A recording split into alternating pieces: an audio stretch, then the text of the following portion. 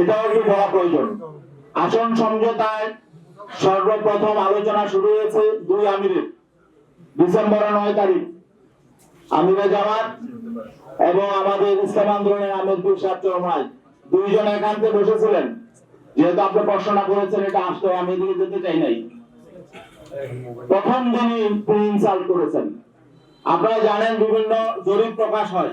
9 December যেদিন তারা দুইজন বসেছিলেন, সেদিন প্রথম আলোতে একটা জরিপ প্রকাশ হয়েছিল। সেই জরিপ আপনারা দেখেছেন।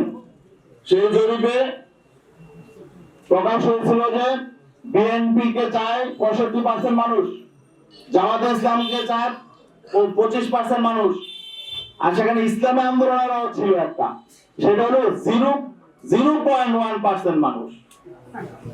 ঠিক আছে, ওই দিন বসার পরে আলোচনা শুরুতেই জামাতের আমির মোহতারাম তিনি আমাদের আমিরকে বললেন যে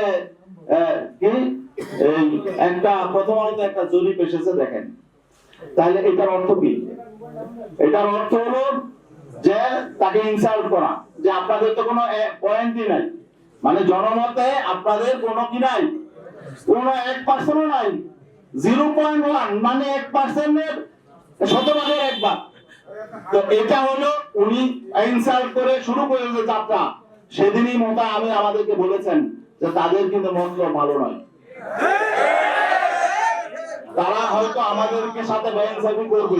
কারণ তিনি আমাকে এই জরিপের কথা কেন আনলেন সেখানে, পরে আমরা দেখলাম শেষ পর্যন্ত তারা এই জরিপের মধ্যেই ছিল। এবং সর্বশেষ মিটিং যখন আমার সঙ্গে হয় ডক্টর আব্দুল্লাহ মোহাম্মদ তাহের সাহেব, তিনিও বললেন যে আপনাদেরকে অনেক আসন দেওয়া হয়ে গেছে, জরিপে তো আপনাদের এত নাই।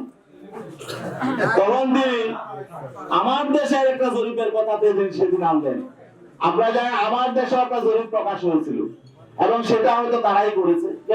জরিপ কারা করে আপনারাও জানেন, এগুলো পেইড এজেন্সি থাকে, এনজিও থাকে, টাকা দিয়ে করা হয়। যে এখানে ওই জরিপের ফলাফলটা রেজাল্টটা কি ছিল, যে সেখানে বিএনপি কে চায় 34% মানুষ, জামাতকে চায় 33% মানুষ, এনসিপি কে চায় 7% আর ইসলামী আন্দোলনকে চায় হলো 3% মানুষ। আচ্ছা বলেন দেখি, জামাতকে যদি 33% মানুষ চায়, এনসিপি কে যদি 7% মানুষ চায়, তো 40% হয়ে যায়।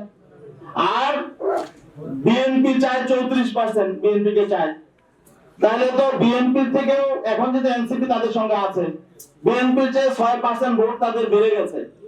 এখন তাহলে আমাদের কি আর এখানে অবস্থান থাকে? এখন তখন যখন তারা বলে জরিপে তো তা আসলে আপনাদের তেমন অবস্থান নেই, এখন তাহলে বোঝা গেল যে তারা যে আসন দিয়েছে এটা অনুগ্রহ করে দিয়েছে। আমরা তো কারো অনুগ্রহের পাত্র হয়ে রাজনীতি করতে চাই না।